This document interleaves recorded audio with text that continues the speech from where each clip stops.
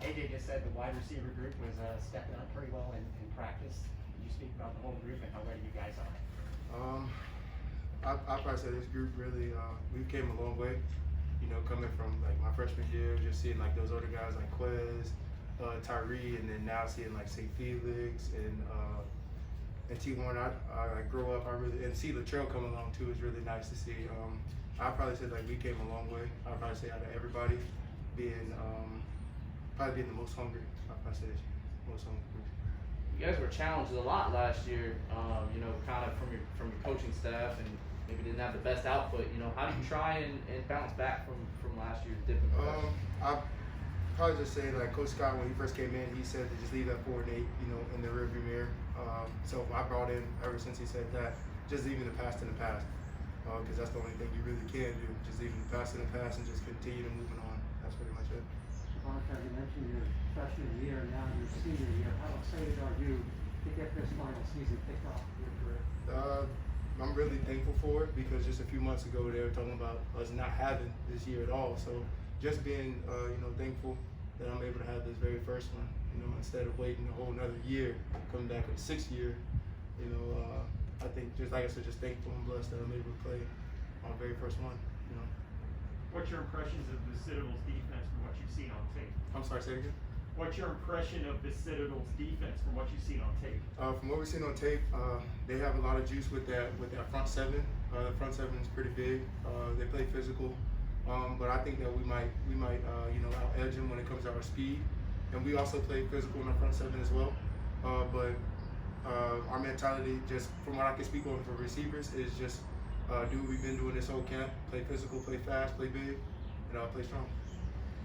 You're a Bay Area guy, went to Wharton, you know, you've been in this city a long time, you know, looking back on it, you know, just how do you recount the last couple of years of memories staying in the Bay Area? Staying in the Bay Area, just love, really. Just moving in from North Carolina my 10th grade year, not really knowing what's gonna happen with me football wise, and just staying in this Tampa Bay area is really this is really my home.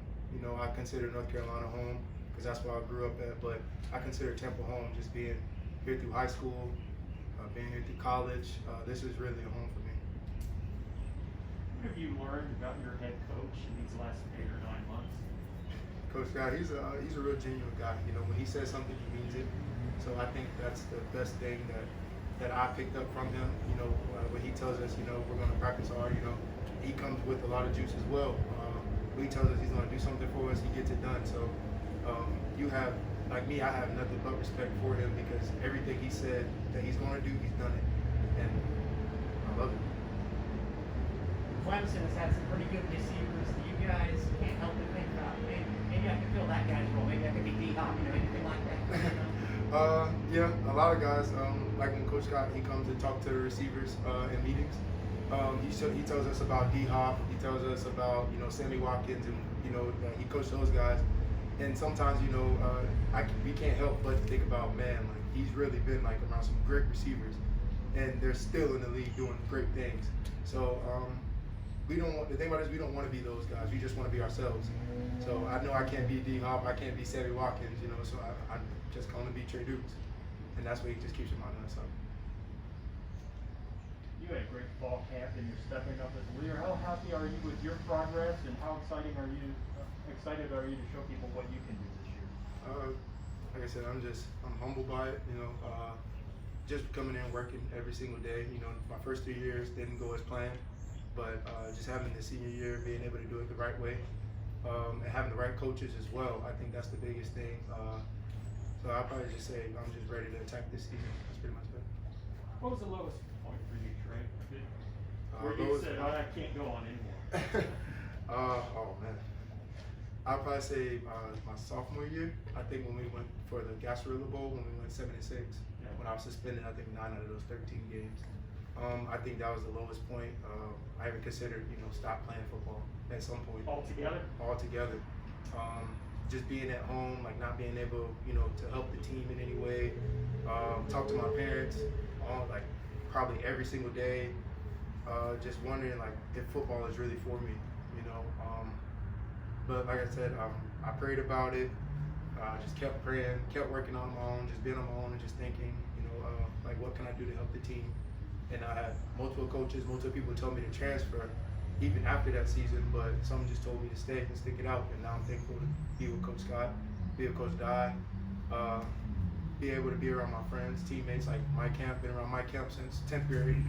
So just being able to share that journey with him as well is pretty good. So just to be able to go out there Saturday and line up and take a snap, that's going to feel really gratifying, right? Yes, sir. When you look at what Coach Dye brings to the table, I know he's a tall guy himself, but he really kind of seems to value tall receivers. You know, how have you seen yourself grow in what he has laid out for you? Coach Dye, he's a really funny guy, but Coach Dye, he just, that when I first met him, like you can tell, like he knew the receiver position, and having like coaches before, they didn't really play receiver like that. It was different for me at first, but like I said, me and Coach Dye and being here with him every single day, learning in and out. Like I think one time we went for lunch and we're still talking about receiver stuff. So like he loves the game, and just seeing a coach that really loves the game, you have another choice but to ride behind that guy. And he's a young guy too, so Yeah, I mean, very how have you young, been able to connect with him just on that alone? And sometimes we have conversations outside of football, and it's like you can actually have a conversation because he knows what he's talking about. Okay, anything else for Trey? All right, thank you all. Thank you.